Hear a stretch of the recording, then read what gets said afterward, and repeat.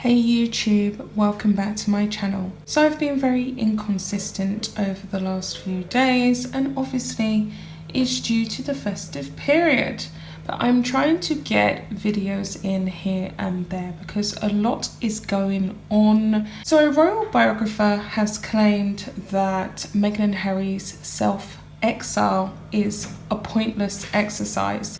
And they have basically said that they have been of little use during the time that they have been trying to forge this new alternative royal role, which I totally agree with. It doesn't seem to really make sense that they are acting in some kind of royal capacity while proclaiming to want a private life and proclaiming to want to step back from their royal duties. They have been everything but private in their ventures, and a lot of people are starting to question why they haven't been reprimanded by the crown and why they have been able to continue this self-serving, selfish, pointless venture out in the United States of America with the funding of the British taxpayers' money. This article is by the Daily Mail and it is titled "Prince Harry and Meghan Markle are pointless in self-exile." And it would have been great to have heard the Duke support the National Health Service during the COVID pandemic crisis, like Prince William and Kate Middleton, a royal biographer has claimed. Prince Harry and Meghan Markle are pointless in self-exile, and it would have been great to have heard from them. The Duke, 36, and Duchess, allegedly 39, are currently living in their $14 million mansion in California with 18-month-old son Archie. Royal expert Hugo Vickers said Prince Harry is isolated from his family, the army, his friends, the Commonwealth in the United States, telling the Telegraph it's a pointless existence in self-exile, which it is. He's marking all of the traditional royal occasions and celebrations. He's desperately trying to be in sync with his family. It was not necessary for them to release a Christmas card, but they did. It was not necessary for them to really show up for Remembrance Sunday, but strangely enough they did. It's not necessary for them to have this Archwell Foundation because they've chosen to lead a private life, but they are. It was not necessary for Meghan to tell us about her miscarriage because it's private personal information that we personally didn't ask for, or for her to pen that long-winded letter to the New York Times. But it's all been done, and it's just weird. They want all of the attention, but none of the responsibility. They want all of the financial gain from carrying out charitable work, but they're not really trying to help anyone but themselves. Can people not see that they are trying to pull the wool over all of our eyes? They just want cash. They are monetizing the royal seal, and this is really quite plain to see. It's quite vulgar and self-serving and quite disturbing as well. So the article continues on. Meanwhile, he compared the Duke's actions to those of Prince William, 38, and Kate Middleton, 38, adding, "During the NHS clapping, I thought how, after the Cambridges clapped, it would have been great to have heard from him." Hugo said Prince Harry had been doing such a good job and getting a lot out of royal life ahead of Brexit. He explained that the Duke's success in the army had been good for him, while the Invictus Games was hugely successful. The royal expert said it would have been great to hear Prince Harry support the National Health Service at the height of the pandemic crisis, like the Duke and Duchess of Cambridge did.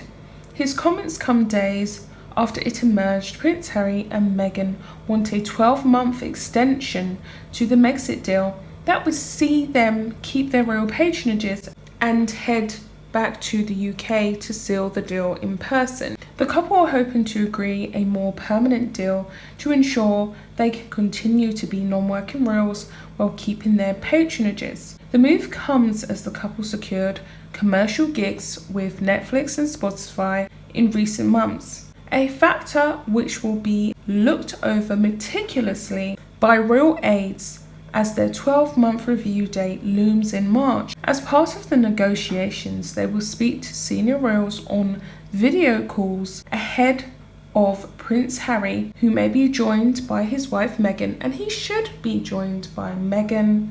She is very much involved in this. He should not be left there to beg for extra time. I think it's quite rude and disrespectful. I think it would be quite rude and disrespectful if she does leave him to face the music alone. Not that he hasn't begged for it, not that he hasn't asked for it, not that he doesn't deserve that, because let's face it, Harry has acted pretty foolish for the last few years. Returning to the UK to speak face to face with aides and the family. It has been claimed the couple would like to return in time for the Queen's 95th birthday and the Duke of Edinburgh's 100th birthday. The latest discussions are said to be less confrontational than those held at Sandringham in January when the Megxit deal was forged, giving them a grace period in case they wanted to return, which expires on March 31st. The Sun on Sunday reports that the couple's lucrative £100 million Netflix and £30 million Spotify deals will be assessed to make sure they are in keeping with the values of Her Majesty. Royal biographer Andrew Morton claimed that if the pandemic restrictions allow, they would like to return to Britain for the Queen's 95th birthday on April the 21st, the Duke of Edinburgh's 100th birthday in June, and the unveiling of a statue of Princess Diana on July 1st, on what would have been her 60th birthday. Although they will do some of it by Zoom, Harry wants to meet face to face to tie it all up, said Mr. Morton. Things seem to have calmed down. I'm not sure about that. I think that the storm is just brewing, and we can see that Meghan and Harry are desperately trying to maintain their royal connection because that's all they have in America. That's what all of these deals and collabs really are riding upon. So they're trying to play the family to get what they want, to keep this gravy train moving. And he continues on to say, Harry has been in contact with the Queen more often than you would think, but certain things you need to be there in person to sort out. They will need a few weeks. That could be done after April, depending on the pandemic. Morton also claims that Harry regretted the way in which they announced they were stepping down from their role, sharing the news on social media, but that he does not regret his overall decision. Harry hammered out a deal with his family at Sandringham Summit in January, after he and Meghan said they wished to earn their own money. They left at the end of March and moved to California, where they have since bought an £11 million mansion and launched their good causes organisation, Archwell. And it continues on.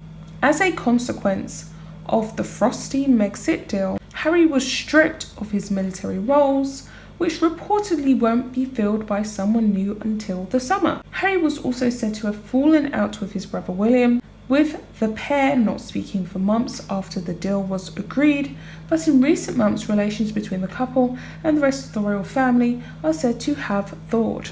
I don't believe that, not for a slight second. I think that relations are still kind of in the toilet, but I guess we'll have to watch and see what happens. That seems to be the end of the article. There's a lot of traction on this one. There's over 525 comments, and someone has gone on to say, Royal family, do not trust the snake. She will be looking for material to ensure her Netflix money tree won't dry up. Trust me, the grifter does not do sentimentality or duty. And no, she doesn't. Meghan is pretty much, from what we can see, a self-serving person. She needs that money. She doesn't care about that family. She's dragged them through the mud. She's made them look cheap and trashy. As trashy as they could ever possibly look. And I think that they're going to get duped again. I definitely feel as though they're going to get duped again. Someone else went on to say, they should be stripped of all titles, royal patronages and privileges at the end of March.